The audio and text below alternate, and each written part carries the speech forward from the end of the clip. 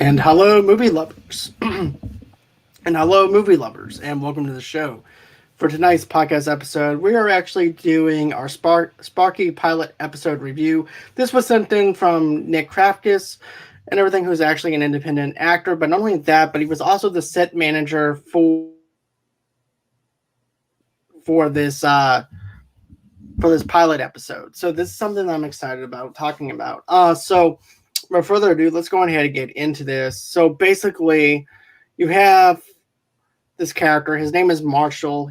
And after a breakup, Marshall decides to go for the extreme career change and pursue the life of an apprentice, learning what it truly takes to be a tradesman, that not everyone is cut out for the trades. So in the opening, we see Marshall. He's being introduced to the other four men and stuff like that on the floor. And basically, you're being introduced into the kind of vibe and type of setting that these guys are working in and things like that. Here's the thing, it reminds me of like Ladder 49, for example, stuff like that, where they're actually doing pranks on Joaquin Phoenix and stuff like that. And this is exactly what it feels like in a sense. But also, too, this also feels like that Philadelphia show on FX, though, too. Oh, It's Always Sunny in Philadelphia. Yeah. Love that show. It also has that kind of vibe. Am I wrong or am I right on that? I mean, it's got that vibe for it. I think that it's set in Chicago, and then you see the landmarks, and then it's just set in this one location. So I don't know if the future episodes will kind of do that. So it's kind of like it's Sunny in Philly, but it kind of isn't, because Sunny in Philly has been on for like ever, and it's the longest running like show. Like, it's definitely run up there with Simpsons, and well, not as many episodes as Simpsons or Family Guy or South Park, but it's up there. It's got like, I think at least 15. Let me double check on that. But yeah, it's got that kind of vibe to it. And I think you were saying earlier, it's got a Scrubs in The Office feel to it a little bit too. Right. It also has that kind of vibe to it. I definitely like the humor whenever you look at it and stuff like that, especially when Marshall is being introduced to Rick. Rick is kind of like the douchebag of the show in a sense, because of the fact that when Marshall goes on ahead and introduces himself, he's like, "So, what do you do?" He goes, "Can you bend pipe?" "Yeah, I can bend pipe."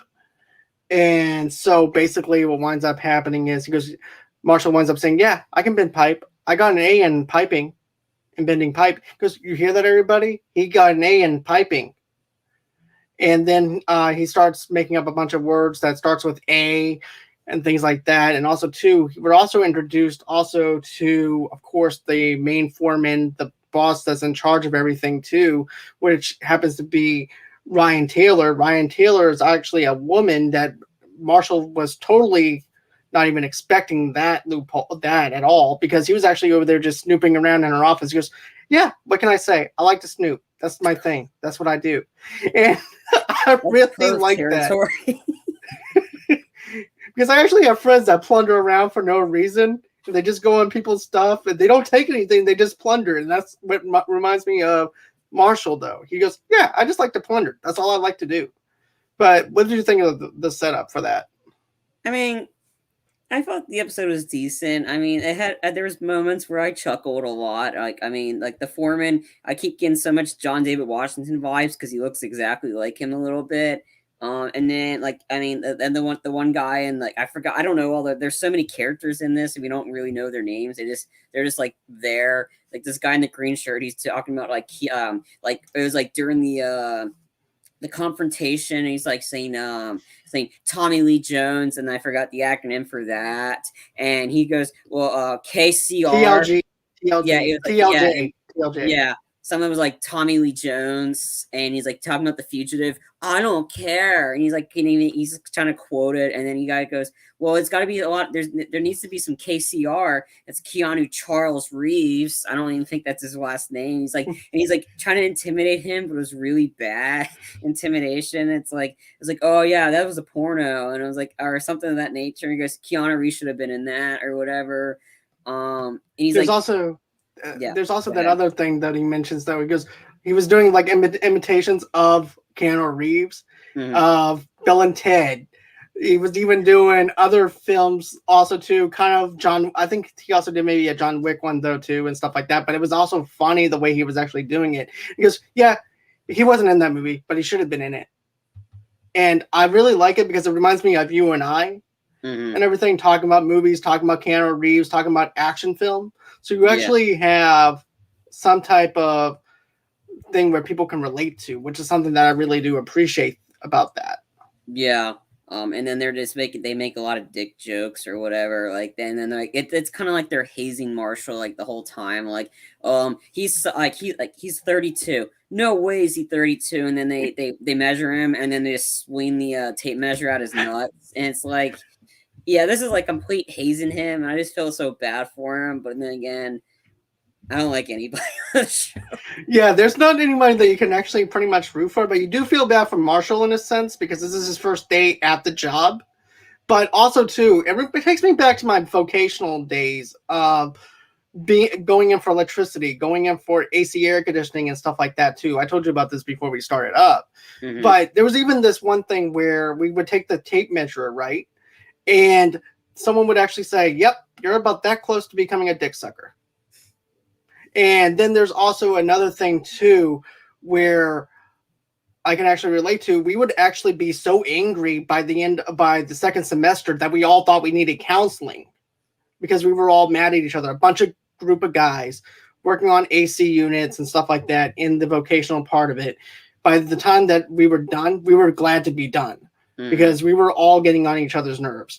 I said, no wonder why we needed psychology for this major, because by the time we're done, we're going to need psychology because of everybody in this class. But, you know, and then also too with the conduit, bending the conduit and stuff like that, I can relate to that because of electricity. And also realizing how hard it is to actually bend conduit in the right way that it needs to be bent is also hard as well. So I figured that I know for a fact that they captured that really well. But yeah, whenever we're introduced also into Ryan Taylor and everything, I remember whenever he's sitting on the couch and he's like, you know what? I remember this. This started off just like a porno. And then, of course, you know, Taylor's like, well, you're going to have to go on ahead. I'm going to be keeping an eye on you. And he's like, ooh, you're going to keep an eye on me. No, not just you, everybody around you. So it has like a little bit of a Ryan Reynolds kind of feel, though, whenever she says that I'm going to keep an eye on you. You can definitely tell that he's thinking sexually that she's going to keep an eye on him. So it has like that little Ryan Reynolds vibe from National Lampoon's Vacation. Or is it Van Wilder? Van Wilder. Okay. Sorry, there's so many National Lampoon's movies out there. Yeah, and then there's spoofs of that. So actually for Sunny in Philly, it'll be about they just renewed it in December of 20 for 4 more seasons, so it'll be up to season 18. Season in Sunny is like, so we're at 154 episodes right now. It's gonna hit the probably 200 mark when it's all said and done.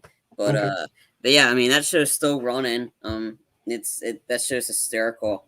But I don't know. I mean, the one issue I had is like, I mean, I definitely got that this is an FX kind of vibe for it because of the TVMA rating for language. But the problem is, I think right off the bat, I think we talked about it. They drop an F-bomb like right when the thing starts.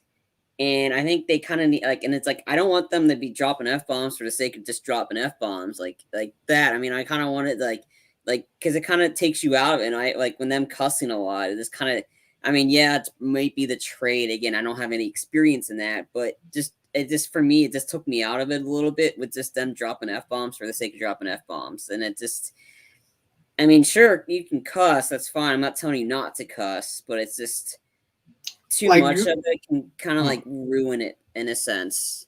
So in other words, you're just saying reserve yourself for when you want to go ahead and drop that F-bomb. Yeah. And everything, and that way it'll be a lot. So for you, so the way it won't be that forced. Reserve it for a little bit for whenever the joke actually needs to be landed for an F-bomb in that kind of way. And then, because I thought some stuff seemed kind of forced in this, like they're trying to force comedy, and like there's moments I did chuckle, but then again, a lot of times I'm like, okay, like I'm like, I need this, like, I mean, before I'm officially sold on the show, I need to see more, like at least between 3 to 5 episodes. and then like that, and then I can like fully determine if I'm going to continue on with this or not. So again, it's hard to tell for me about like it's decent. Would I probably see another episode? Sure, because I like the how it ended and how Marshall got pranked Rick. Because again, like I don't like Rick at all. I did like the twist at the end though. I mean, that was kind of Right. funny.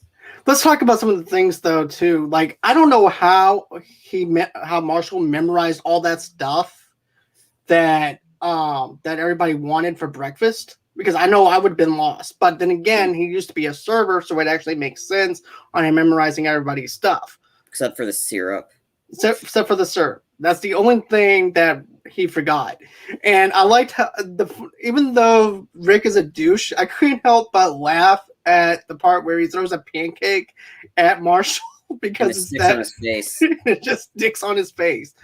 And I like how he goes, "What? You have spaghetti, but you have sauce. Don't you need sauce to have spaghetti? You want chocolate milk, but guess what?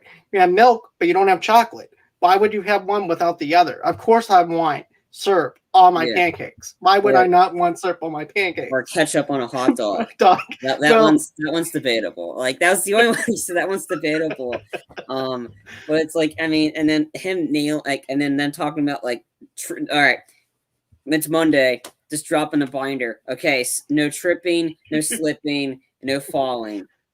And that's exactly what happened to Marshall. He tripped, he fell, and he slipped because he nailed because I knew Rick hid that his toolbox, and he's like, "I'm not here to babysit you." I'm like, "Dude, the guy's the first day. Don't be such a dick." And I was like, I mean, but it's like, but and then of course him nailing the his bag to the floor, and he slips, and everybody's just standing there laughing. And I was like, isn't it like, or isn't gonna somebody do something, and then the prank that he pulled on Rick, I thought was kind of funny about like the one rule is no phones unless it's for Pinterest. And then another funny going back on what you said though first about the F-bombs and stuff like that. For me, it worked because of the fact I was in that kind of environment. Because like I said, my trade was HVAC work and electricity, and people in vocational classes, they do cuss right out of the gate and everything pretty much. So I feel like they actually got that aspect right into that. So for me, that actually worked because it was something that was relatable to me. But I can understand why that wouldn't work for you because of the fact that you never went to like a trade school or anything like that to where you can actually go on ahead and relate to that. So I totally understand where you're coming from with that.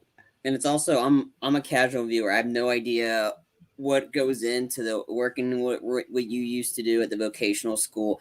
I have no idea, so I'm kind of like the casual viewer watching this, and I could see, sure, it may work for some, them cussing off the bat, but for others, and I think they got to try to walk a thin line, like try to be balanced to work on your audience and then work on the casual viewer. They gotta like be a little bit balanced. Like, sure, use the F-bomb, but don't use it as much. I mean, because it might keep some people away from whatever network this is on. It like whatever it's going to determine it, because it'll probably, if they're doing F-bombs, like I don't know, they'll have to probably be in either an FX, a Hulu, an HBO Max. It has to be one of those. It's definitely not going to be ABC, NBC, Fox, no, CBS. It's not going to be any of those. So they got that. That one that'll be other choice. Like, how can they reach the bigger audience? And I think, and if they're gonna cuss, limit the you're not any of those stuff, but probably like maybe a streaming service, maybe what Hulu's doing with FX, that partnership with that. Like, I mean, that's what they'll have to figure out. What can they get? But also, they're also restricted because of the cussing and stuff. So, right. Another thing though that I thought that was actually funny was when Marshall's carrying up the pipes up the stairs because the person doesn't want them to actually take the elevator or anything like that. And also too, that we also have this other guy named Hasper that tells him what he needs to be doing. So he goes all the way up the stairs and everything, and then he winds up realizing what he means by the donut. There's actually a quote about the donut. What was that? Something about powdered donut. Make sure you Powder check your donut. Make sure you powder your donut or whatever. I don't know. I think it's like because the thing's so long, probably hits him in the middle or something. Again, I don't know. I didn't get the reference. In a sense, I think it comes down to the cornstarch thing that we got in Chef with the humidity, to where they actually put cornstarch on their nuts to where their balls so it won't stick. That's what That I'm makes thinking. sense. I think that makes sense. Yeah, I think that makes sense because it's. And I think the other reason they told him not to use the elevator is because they're trying to haze the rookie and his name's Casper. He's the driver, but they just sent the Casper the big D. And again, it was another dick joke. And then there's also another thing too, where basically where Marshall asked Rick, "Where's my bag at?" He goes, "I don't know. Ask the electricians." He goes, "Where's the electricians at?" "I don't know. Look for the two dummies that don't know how to wire up anything. How should I know?" And then next thing you know, that's when they take the tape measurer and everything, and then they wind up doing that whole entire joke that you mentioned. I think the answer is hope you powdered your donuts. Yeah. Yeah, that's it. Thank you. I do appreciate that. Yeah. And then Rick is like, and then him eating the Lunchable, and it's like, dude, how old are you? He's like, what? It's for ages 4 and up. And I'm like, and he's sitting there doing the sippy cup. And he gets all pissed off though too, and he has like the little Kool-Aid in the pouches and just sipping on his Kool-Aid, which makes it fun. Or whatever. Yeah. I mean, he knows how he can dish it out, but I don't think he can take it. No, clearly he can't take it because we saw what Marshall does to him. He winds up taking a picture of him, and also too, he also puts Marshall puts his own phone number in his in Rick's phone to make it look like he's actually the foreman and everything. And so therefore that's when they go on it. That's when Marshall winds up doing that prank on him. But what did you think of the setup for that? I mean, it was nice to see Marshall finally do something. Like it's instead of just taking it all the time, he's dishing it out. And then I just like Rick's reaction to the boss, and the boss is like sitting there ignoring him like the whole time. I thought he had that would have been funny if he had headphones on or whatever. And he complains to me about every single every day he comes in and complains to me about something. And I forgot what the two of them were, but he's just like, dude, I'm tired of. He's like, dude, if you're tired of him, just fire him. I mean, it's like it's that simple. But then we realize why he can't just get fired, because he's the boss's daughter. Exactly. And I also like, hey Dad, I'm gonna go on ahead and drive around and pick you up. He goes, Dad, Poppy, yeah, Dad. He's telling him, don't even think about it, because the way Ryan, like the boss Ryan's like, hey Marshall, I'll see you. I'll make sure I'll see you tomorrow. And the way she specifically said it is just to piss off her dad. And Marshall's over there like looking at her butt, like, and then that's when Rick goes, "Don't even think about it." But yeah, I thought that the characters to me had good dynamics, good chemistry with each other. They were able to bounce off of each other really well. To me, even though, like you said, the characters are not someone that you root for in a sense, but you can't deny the fact that they have chemistry within the first episode, which is something that's really important as a viewer to have that chemistry and that setup for the pilot episode. So that way maybe you might want to test out the waters again for a second or third episode. I don't know. And again, I need to see more. I mean, one episode for me isn't cutting it with the chemistry. Sure, it seems like it's there, but I need to see this progress. Like I need to see hear the names of the other characters, because they mention it really quick and they go right into like I want to know more about them. Maybe some more backstory a little bit in the sense of them, like how they got in. Like again, I'll definitely need to see a couple more before I fully decide on this. If this is how this is going to go. Again, I don't know. It's after one episode, it's kind of hard for me to judge it. I gotcha. Like from a critical perspective, because it's a first episode, so I need to give it a couple more before I may have a final say and stuff. I mean, it's decent. I just need to see more. I gotcha. I get where you're coming from. You see, with me though, and everything, I mean, with the Sopranos, we already knew that there was chemistry within the Sopranos characters within the first episode on how they were interacting with each other.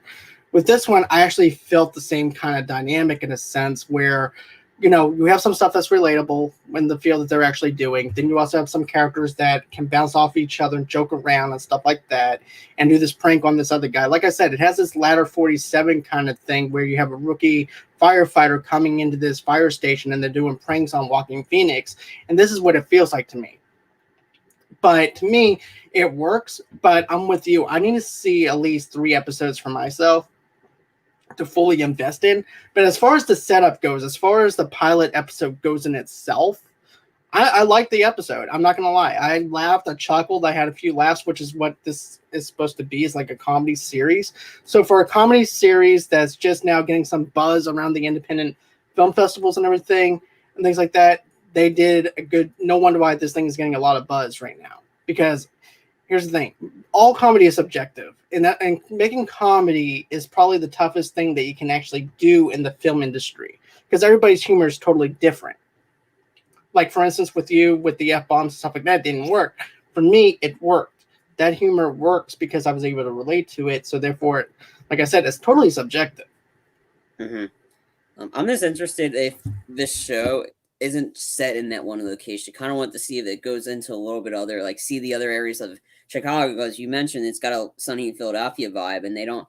Yeah, most of it's set in Patty's Pub, but they kind of like go all over the place a little bit, like so like that. So I'm kind of interested in if they explore a little bit more of the areas of Chicago in a sense, kind of like that. Because I mean, if it does that, and then you definitely got it's always kind of like it's always sunny in Chicago in a sense. So I mean, that was just a funny reference on this because that would be what that is. But it'd be an interesting take on it Mm. because there's not many shows like you have all of course on NBC you have all the Chicago PD, Chicago Met like, and that's kind of tiring because it's like yeah you have 3 universes all in Chicago and that's great and all, but for this, if this one to kind of explore the other areas of Chicago, and it will be a light-hearted tone on it because I don't need to see like a fire injury that's really arson, and then one person has to go to Chicago Med while Chicago PD has to figure it out. Like I don't need to see that. I kind of want to see them explore it a little bit more lighthearted. I don't need to see,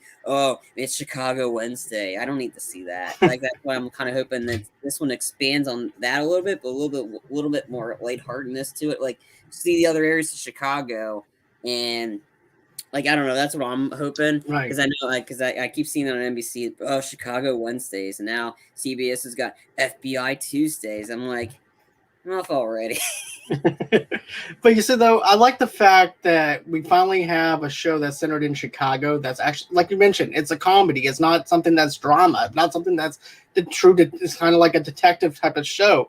You have something that you can actually sit there for about an hour, maybe 30 minutes tops, maybe, and you can enjoy it without having to focus in on, oh, who's the killer, who's this.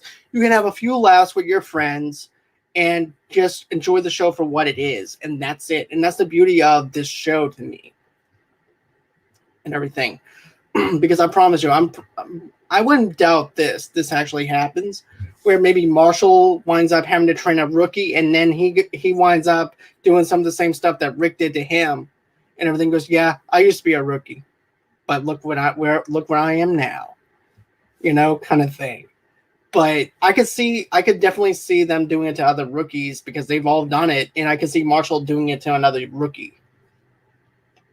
But with that being said, though, I mean, is there any other final thoughts that you want? I know this is a little shorter than normal, but it's a 30-minute episode, and I was actually pretty legitimately happy with what I saw.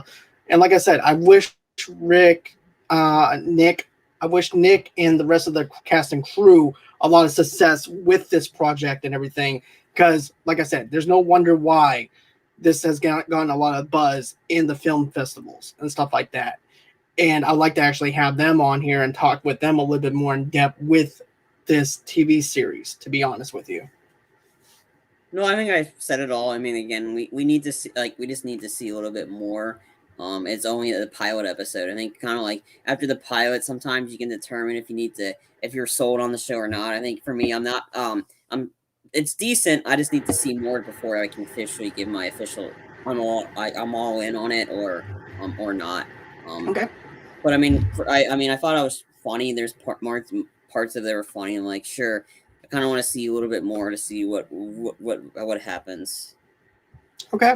So, guys, that's going to be it for the show. Like I said, I know this is a little bit shorter than usual, but, you know, if you guys enjoy this, do us a favor. Smash that like button, smash that subscribe button on the bottom of your screen right here. Also, too, click that little notification bell. This gives you a chance to know when we're going live, when we have other stuff going on.